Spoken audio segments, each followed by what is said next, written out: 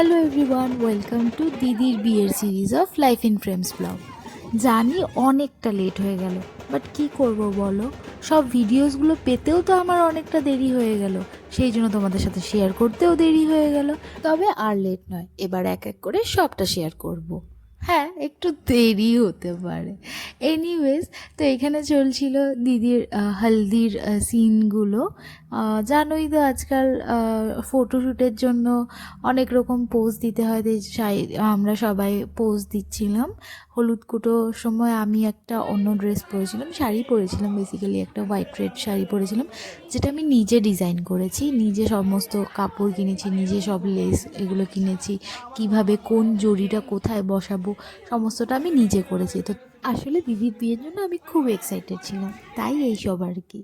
তো হলদির পর্বটা হয়ে যাওয়ার পরে সবার লাঞ্চ হয়ে গেছিলো, আর দিদির সাজাও অলমোস্ট কমপ্লিট। দেখো দিদিকে কি সুন্দর মিষ্টি একটা ব্রাইড লাগছে। তোমাদের দিদির বিয়ের লুকটা কেমন লাগলো অবশ্যই কিন্তু কমেন্টস করে জানাতে হবে। আর দিদি যে ব্লাউজটা পরেছে সেটাও ও নিজে হাতে ডিজাইন করেছে, অবশ্যই সেটাও জানিও যে তোমাদের কেমন লাগলো।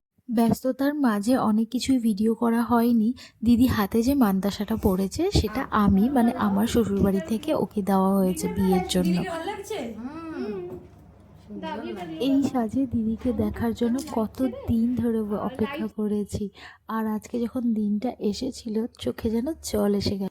আমিও আর লেট না করে রেডি হতে বসে পড়েছি, কারণ কি বর আসলে আমার জিজু আসলে আমি ওনাকে একটা সুন্দর ওয়েলকাম করব, সেই জন্য আমি একটা লেহেঙ্গা পরেছি। আর এই ওয়েলকামটা একটা ডান্সের মাধ্যমে আমি করব বলে প্রিপেয়ার হয়েছিলাম, আর সেই ডান্সটা তোমাদের সাথে আমি শেয়ার করব একটা অন্য ভিডিওতে। তো কাইন্ডলি ওই ভিডিওটাও দেখো যে আমি কি গানে ডান্স করলাম। আর সেটা ভিডিওটা দেখার জন্য তোমাদেরকে আরেকটা ভিডিও দেখতে হবে। তো এখন যেহেতু বারাত বরযাত্রী চলে এসেছে, তো এই সিনটা এনজয় করো।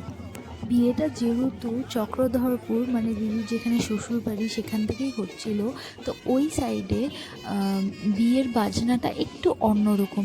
আমাদের এদিকে যেমন ক্যাশিও, তারপর আরও অন্যরকম কিছু ইনস্ট্রুমেন্ট থাকে, বাট ওই দিকের বাজনাটা একেবারেই আলাদা। সে বাজনা যেমনই হোক, বাঙালির তো বাজনার আওয়াজ শুনলেই হলো, নাচতে তো হবেই।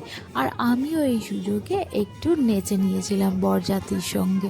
তারপরে যেহেতু আমি জিজুকে ওয়েলকাম করব ডান্সের মাধ্যমে, সেই জন্য আমি একটু ভেতরে চলে এসেছিলাম, ভবনের ভেতরে। জিজু যখনই ভবনে এন্ট্রি করবে তখনই আমি এই ডান্সটা করব।